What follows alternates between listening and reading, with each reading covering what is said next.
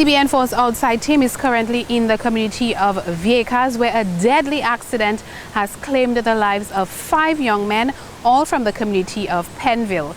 The accident happened right here on Sunday morning when the motor vehicle descended over this cliff right behind me, right into the sea. The men were very well known in the community of Penville. CBN4 extends condolences to families and friends.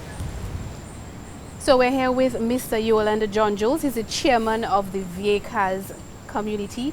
Mr. John Jules, we know that Dominica is currently in mourning. 5 men lost their lives on Sunday.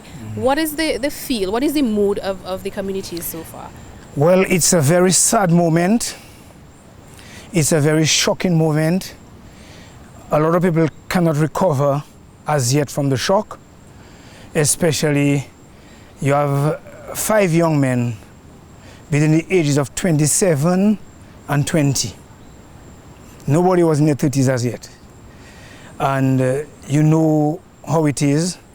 There's a lot of crying on Sunday, there was a lot of screaming, there was a lot of crying in the area. Of course, when we heard the noise on Sunday and we heard the screaming coming from here, everybody started to run to see what was happening. But we heard the bang, the big bang. And then I came here on the precipice and I met 4 people here. I spoke to them and then they said what happened. So I told 2 of them, pass on the shortcut and go down there. I am going to inform the people in Penville and I'll come and join all you down there. So I rushed up to Penville to pass the message. And then I came back down and I went straight down to the scene where the car landed. Mr. John, just have you been in contact with the families? How well, the families cope? I was there with them on Sunday night. I was there with them yesterday, and I'm going back there this afternoon, Tuesday. I have a meeting with the village council and a committee up there this afternoon from 5:30. The Vieille Village Council and the Penn Village Council are going to come together to have a memorial right here. Right. And then we will take it from there, so we're going to plan that this afternoon. Well, of course, it is so shocking, sometimes words may not come out. Because on Tuesday last week, I had a training with the people in Penville on how, before, during, and after disaster, how to handle a disaster. And Chris Maslin, the environmental health officer, was one of the people at the training. And he was telling me after the training was so good, we have to do another one again, because it was very, and seeing he didn't even have a week after he died in a disaster that I was talking about. And as I was telling them, disaster is not only hurricanes and floods, we have accidents, we have landslides, and I was giving them all different definitions of disaster.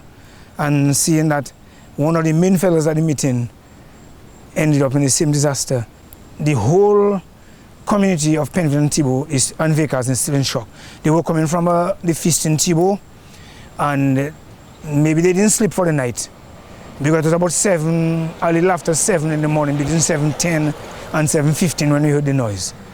And of course, that is it. It is shock. We had to find ourselves there. It was very difficult.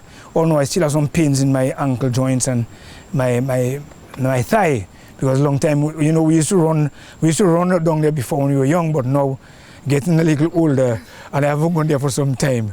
It gave us a little difficulty in going, but we managed it anyway. How would you gauge the response from the fire department and villagers on a whole? Well, I am gauging the response from Vieille and Penville.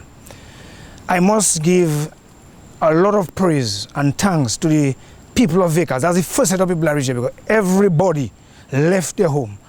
And the young men, well, 4 reached down there before me, because I had to go to Penville. That's the only reason they reached down before me. But I was the 5th person to reach on the scene down there. And then the other villagers started coming, and the police came, then some other people came, and then the firemen came.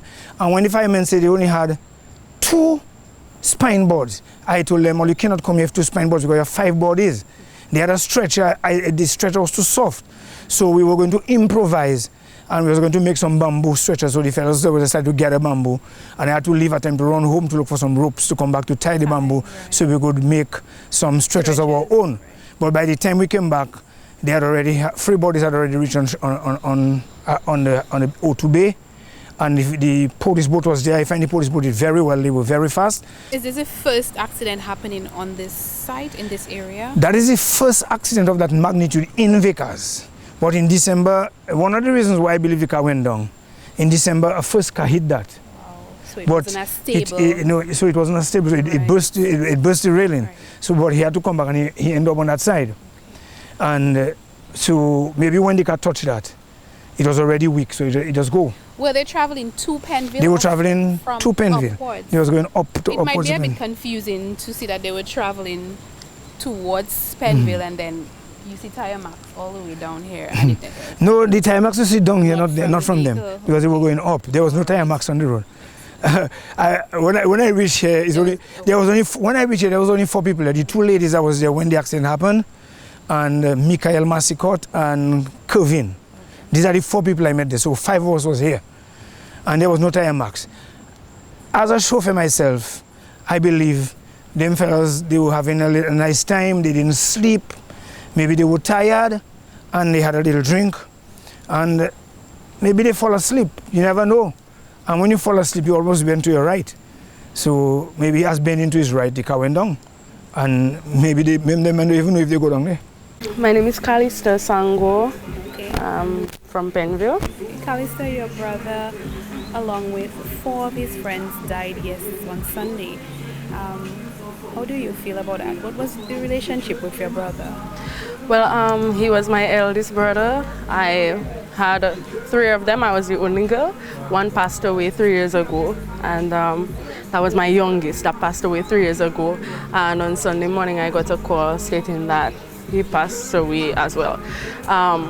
I still believe that I haven't really come to the reality of everything that is happening. I just know that people come to visit my home and I have to do what I have to do for them. But I believe I did not, because I did not get to go to the sites or see any pictures, I kind of not, I did not reach to that point where I sink it in or it sink in, that kind of thing. So what can I say? My brother was a very energetic young man, 25 years of age, just started his career in sports about a year ago. He was the coach for the Pennville, Vickers and Thibault Primary. He also had an interest in music, so he would, during his spare time, he would always be writing or singing, something like that. Loved different types of music and stuff like that. He was supposed to perform in Fête Pennville, which was due for which was carded for next weekend, I think. He was first on the list. He goes by the name of Blinks in our community, and a lot of his friends know him by Blinks, but his real name is Jean-Louis Tavari Sangwa. He prefers Blinks. That is his artist name. Shana S. Repelte reporting for CBN 4 News.